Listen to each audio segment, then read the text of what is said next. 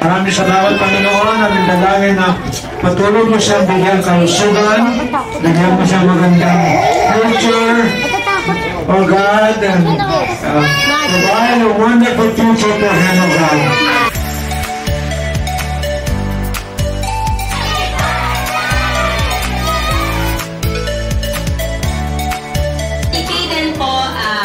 Patunay talaga siya na talagang sumasagot si Lord sa prayers. This is Jeremiah 29:11. The Lord knows His plans for him, plans to prosper him, not to harm him, plans to give him hope and a future.